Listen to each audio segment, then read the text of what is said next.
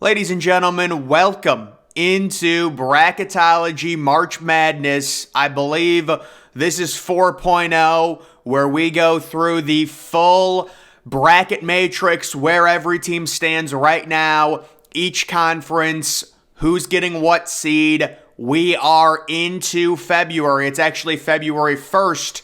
So doing a video, getting it going 1 month prior to March. And guys, how about Purdue?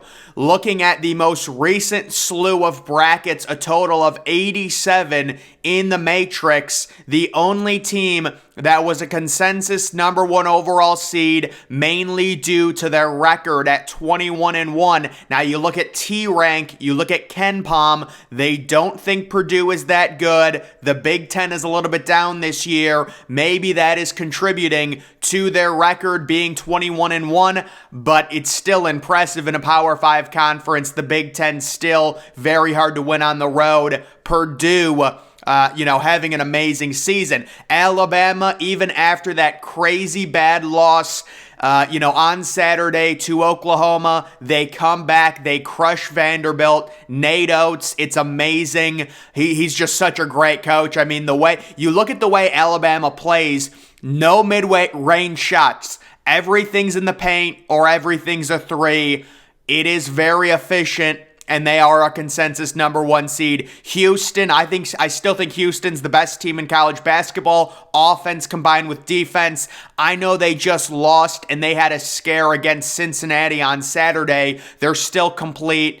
They only have 2 losses, I think, or maybe 3. And then Tennessee, the other. Really, a solid top 4 with maybe Kansas also sniffing a 1 seed. You also have Arizona, Texas, who just continues to win, and UCLA. Both Arizona and UCLA, I think, have run up their record in a really bad Pac-12 conference. The Pac-12 may only get 3 or 4 teams in the tournament. You've got Kansas State coming off that loss last night to Kansas. They were one of the luckiest teams in college basketball. They're starting to fall a little bit, but I would still say they're a solid 3 seed at this point. Virginia, I don't trust them at all. They have a lot of close games. They beat Syracuse on Monday night by only 5 on the road.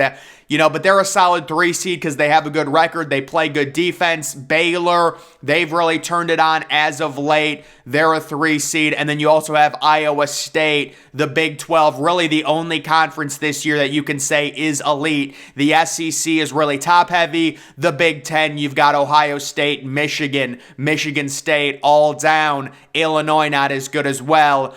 So a lot of these conferences lagging behind the Big 12 right now. You have Gonzaga as a 4 seed. The West Coast, both Gonzaga and St. Mary's, guys. St. Mary's, it's crazy. They're right now listed as a 5 seed in the matrix. You have Xavier as a 4 seed. They're great on offense. Marquette, another really good offensive team. TCU having a very nice year. And then how about UConn? UConn is probably better than a 5 seed, but they certainly were, they were being mocked as a 1 seed. We knew they were worse than that. Realistically, I think they should probably be a 3 or a 4, even with the recent losses, but they're down at a 5. St. Mary's should probably be a 2 seed at this point. It's crazy how good they are when you look at the metrics. Indiana has really turned it on. Rutgers has an amazing defense and a horrible offense. That is the type of team that could lose in a 12v5 game if their offense isn't working, because it's really inefficient. When you take a look at a possible 12v5 March Madness matchup. Illinois as a 6 seed, they've kind of had a decent season after a rocky start. Miami, I'm not buying at all. The ACC is horrible this year. Providence from the Big East, they're another one of those fringe top 25 teams. San Diego State just lost last night. I still think they're probably a 6 or a 7 seed. Duke had a thoroughly dominant win against Georgia Tech. Georgia Tech is terrible, but I think they won 86-43. It is crazy. Auburn, they've struggled recently in the SEC. They're coming down to a 7 seed. You've got UNC, very polarizing. The preseason number 1 team. They have a very tough stretch. Oh no, I think that's that might be Duke who has the tough stretch. But I know North Carolina and Duke face each other very soon. You have Michigan State as a 7 seed. They're kind of wobbling, but they've won some games recently. They've been able to win a lot of home games. New Mexico, they flirted with the top 25. They only have 3 losses. NC State, they're one of the better teams in the ACC. They're taking advantage of a bad ACC conference right now. How about FAU? 21-1. Last I checked. Congratulations. What a breakthrough for their program. They're an 8 seed right now. You have Missouri also as an 8 seed. I would disagree with that. I think Missouri should probably be a 10 or 11. Creighton as a 9. Yeah, Creighton is better than Missouri. I know Creighton doesn't have a great win-loss record, but the metrics say they're a top 20 team. Iowa, great on offense, bad on defense. You have Clemson also as a 9 seed. Clemson is not good. I don't know how Clemson is ranked. They just lost last night, I think, to Boston College.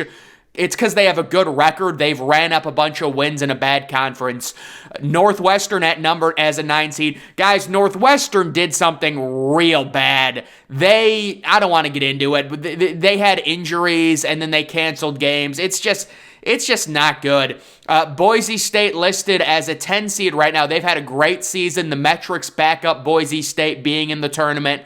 You have Arkansas as a 10 seed, Memphis, and then Maryland right on that bubble. And then the real bubble teams, West Virginia, the metrics love them. USC, they've gotten a few big wins. They're in a watered-down conference. I think Kentucky makes the tournament probably as an 8 or a 9 seed. My guess, guys, they're going to want to have the chance to match Kentucky up with a 1 seed in the second round. So if Kentucky's like an 8 seed, they win against a 9 seed, and then they face the 1 seed. That's what I think they want to do with Kentucky. Pittsburgh as an 11, Oklahoma and Nevada in the play-in games. Of course, Oklahoma getting a lot of votes recently due to their crazy good win against Alabama. You've got Charleston, who just suffered a really bad loss. They're still a 12 seed. Oral Roberts. Dude, Oral Roberts, Kent State, those teams are legit. Oral Roberts right now, 20-4. Oh, Oral. You remember Oral Roberts? What did they beat Ohio State? What a joke that was. Kent State is a 12 seed. St. Louis is a 12 seed. The A-10 is very weak this season. And then you do have Liberty. These are the auto bids. Liberty, Southern Miss, Utah Valley, UC Santa Barbara, Southern Illinois, Princeton from the Ivy, Furman, Colgate. I love Colgate. I always pick Colgate to win in a 3v14 matchup, and they never do. Maybe this is their year. Siena. Remember, Iona was supposed to be the team in the Metro Atlantic, and they're not good this year. Eastern Washington, Youngstown State. A lot of these conferences are really jumbled. Vermont from the American East. You can see other at-larges. Wisconsin. I don't think Wisconsin is very good. A&M, they're streaky. Arizona State, I would doubt it. I like Penn State a lot. I like Utah State a lot. Ohio State, they're going to have to win some games. Oklahoma State, it's a tough conference. They're really struggling on the road. Mississippi State is a fraud. I said it 4 weeks ago when they were ranked and undefeated. Oregon, they have a really weird team with like 3 5-star centers. Utah's pretty good, but I don't see them making it. And then the other automatic qualifiers, Virginia Commonwealth, Sam Houston State.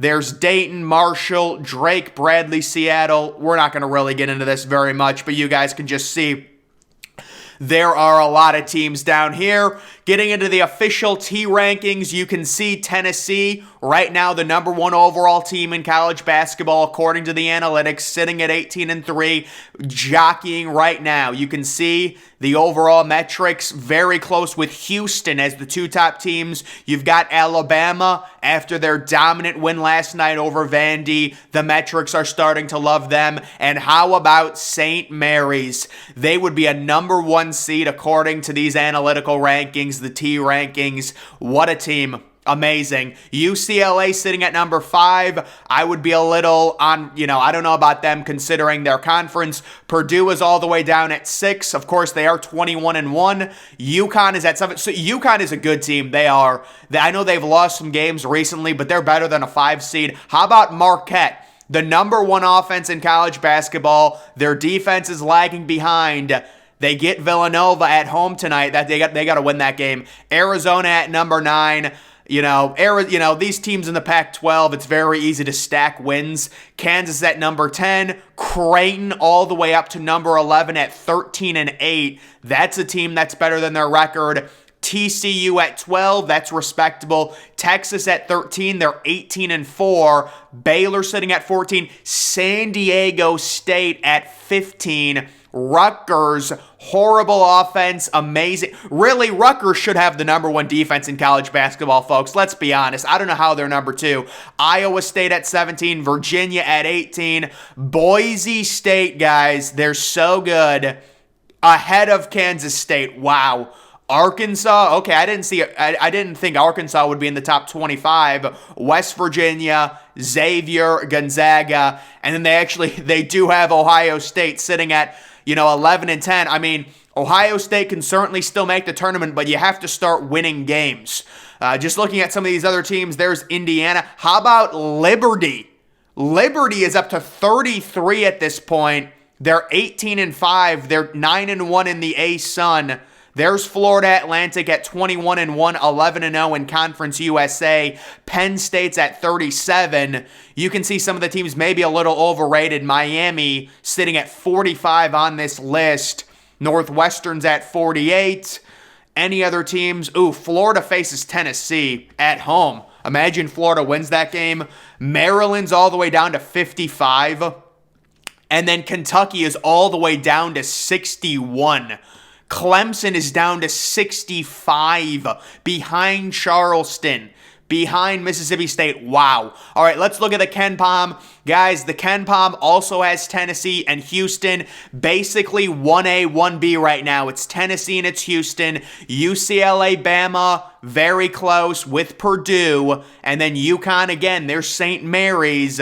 Marquette, Kansas, and Texas also very solid. Of course, the most important thing to look at is the luck rating. How lucky has your team been this year? And look at Tennessee. So this is very impressive. Tennessee is 18-3, and they really have been a slight negative in terms of overall luck. Houston's a slight positive. UCLA is a slight negative. Bama's been very lucky this season. Purdue is a slight positive. UConn's been very unlucky. St. Mary's has been unlucky. Marquette's been very unlucky. Kansas has gotten real lucky. And Texas has gotten pretty lucky. And then Creighton has been one of the most unlucky teams in college basketball. 356 out of, I think, 363. And then let's take a look at the overall bracket right now on ESPN. You have Purdue as the number 1 overall seed, mainly based on their record. Texas A&M knocking on the door. They're the first team out. I don't know why they label it first team out and then last team in that way, but Oklahoma getting into the tournament. So let's see. You have Boise State getting a bye. Maryland, Memphis, Virginia Tech. The last 4 in. So this would be the first 4, part of the first 4 weekend. Pittsburgh, Penn State, Kentucky, and Oklahoma. That'd be funny. First 4 out, A&M, Nevada, Oklahoma State, and Wisconsin. And then teams really struggling right now. Next 4 out, Arizona State, Ohio State, Seton Hall, and Utah State. And then let's just look at the overall bracket. Kind of see how these, look at that. Alabama versus possibly North Carolina in round 2. So they have Alabama listed as a 1 seed. Purdue possibly facing Auburn in round 2, maybe USC. Duke versus Oral Roberts. That would be a fun little 12v5 game. Indiana, Charleston. You have Kansas possibly taking on Creighton in the second round. You have UCLA that's a good draw for UCLA. I would like that draw if I was UCLA. Vermont, and then you get Miami or New Mexico. I think Miami is very overrated. Tennessee gets Clemson. That's a great draw. Well, I don't know if I'd want to face FAU, but If you can face Clemson in the second round, you want to do that. Houston facing Milwaukee and then either NC State or Iowa. I'd be fine with that if I was Houston. I don't see a problem with that. And then you have Arizona facing, I don't want any part of Michigan State in the second round with Izzo. I would want to avoid that if I was a 2 seed. And then Texas facing Missouri or Maryland. That's a great draw for Texas. That is a really good draw if Texas gets either Missouri or Maryland as a 2 seed in the second round. And then possibly Virginia or Providence. That is a dream bracket. The 3 seed is Virginia.